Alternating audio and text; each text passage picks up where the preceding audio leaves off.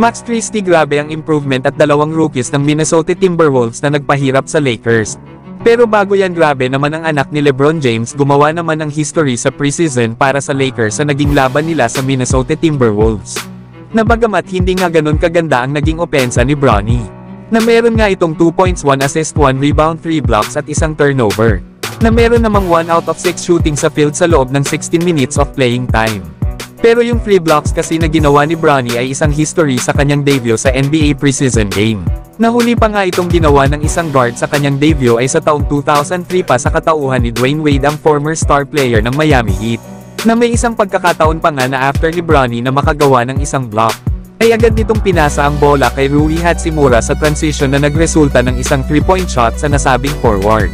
Kaya kahit hindi pa ganun kaganda at kalaki ang mga numero na nagagawa ni Bronny para sa kanyang performance sa Lakers, ay hindi naman ito ang basehan para masabi na isang mahina na player itong si Bronny James. Katulad na lang sa play na ito na kung saan ay nakita niya si Jalen Hood-Schifino na naiwan ang bantay niya, ay agad naman nitong ibinigay ang bola na nagresulta din sa magandang assist sa isa pa nilang kasama para sa isang easy 2 points. Na dito pa lang ay makikita muna din ang basketball IQ ng anak ni LeBron sa loob ng court. Unang laro pa lang naman ito ni Bronny James at marami pa siyang dapat matutunan at ma-improve sa kanyang skills. Pero kayo mga idol, ano ang masasabi nyo sa naging performance ni Bronny kanina laban sa Minnesota Timberwolves?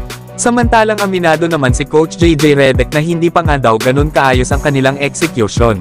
At inaasahan niya na nga daw ito sa kanilang first game sa preseason. Lalo at ang kanilang frontcourt ay sobrang nipis na tanging sila Jackson Hayes, Colin Castleton at Kylor Kelly lang ang kanilang mga bigs na gamit laban sa Minnesota Timberwolves. Nawala nga kanina para sa Lakers itong sila LeBron James, Anthony Davis, Cam Reddish, Christian Wood at Christian Koloko.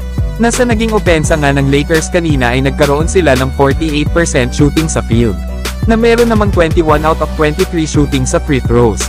Pero nag-struggle naman ang Lakers sa kanilang 3-point shooting, lalo at meron silang 31% shooting beyond the arc at nagkaroon pa sila ng 20 turnovers.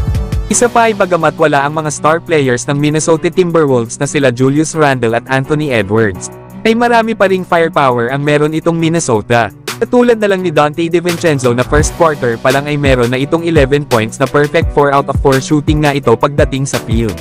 Isa pa ay hindi mapigilan ng Los Angeles Lakers ang dalawang rookies ng Minnesota Timberwolves. Lalo at itong si Josh Minot ay nakagawa ng 22 points habang si Rob Dillingham ay meron namang 21 points.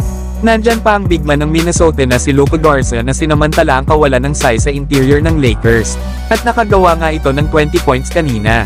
Bagamat natalo ang Los Angeles Lakers sa Minnesota Timberwolves, ay nakitaan naman ng malaking potential at malaking improvement ang ibang Lakers players. Katulad na lang ni Dalton Knecht na gumawa ng 16 points kapantay sa score ni Austin Reaves, na may kasama naman itong 3 rebounds at 2 assists na 7 out of 13 shooting nga ito pagdating sa field. Kaya naman ay impressive ang naging debut ni Dalton Knecht sa Los Angeles Lakers na pang all-around nga ang kanyang performance, na meron nga itong perimeter at 3-point shots isama pa ang kanyang posterized dunk na ginawa kanina. Ay panigurado na gagawa talaga ng ingay ang pangalan ni Dalton Knecht this upcoming season sa Lakers. Pero Max Christie nagpakita din ng improvement para sa Los Angeles Lakers sa pangatlong season nito, na kung saan ay nakagawa naman ito kanina ng 11.7 rebounds, 2 assists, 1 steal at 2 blocks. Kaya both ends ay napaka-effective sa loob ng court itong si Max Christie, na inaasahan pa naman ito next season na magkakaroon ng breakout season. Habang para naman kay Jalen Hood-Schifino, bagamat kagagaling pa lang nito sa isang back surgery nitong summer, ay mukhang comfortable naman ito sa kanyang naging unang laro sa preseason ngayon, na nakagawa nga ito ng 6 points at 6 assists na walang turnovers. Kaya isa rin ito sa mga tinitingnan ng Los Angeles Lakers na mag-step up sa kanilang kupunan.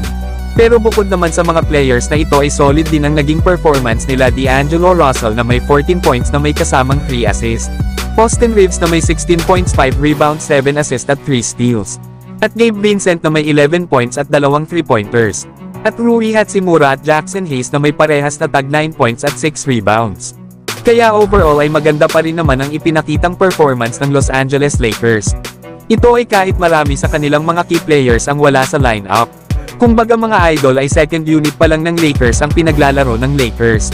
Lalo at preseason games pa lang naman, kaya binibigyan na muna ni JJ Redick ng pagkakataon na makapaglaro ang kanilang mga rookies at two-way players.